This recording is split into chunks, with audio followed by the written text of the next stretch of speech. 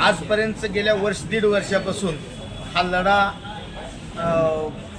स्वतः मराठवाड्यात शेतकरी लढत आहेत त्यांच्या पद्धतीनं. पश्चिम महाराष्ट्रात राजू शेट्टी साहेब, सतीश पाटील साहेब ह्या लढ्याचं नेतृत्व करत आहेत.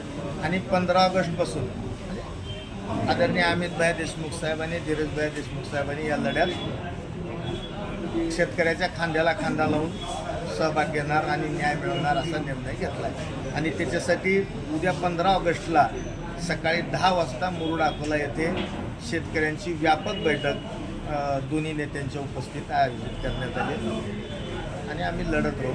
खरं तर हा हायवे तळतळाट घेण्यासाठी शेतकऱ्यांना फक्त भ्रष्टाचारासाठी पॅरलर रत्नागिरी नागपूर हायवे असताना 0 ते 33 जी नियोजित हायवे आहे शक्तिपीठवाला, तो पॅरलल आहे. 0 ते 33 किलोमीटरचा गॅप आहे. काहीच आवश्यकता नाही. आवश्यकता नसताना केवळ भ्रष्टाचारासाठी शेतकरी उद्ध्वस्त करणारा महामार्ग करण्याचं हे नियोजन आहे. त्याचा आम्ही धिक्कार करतो.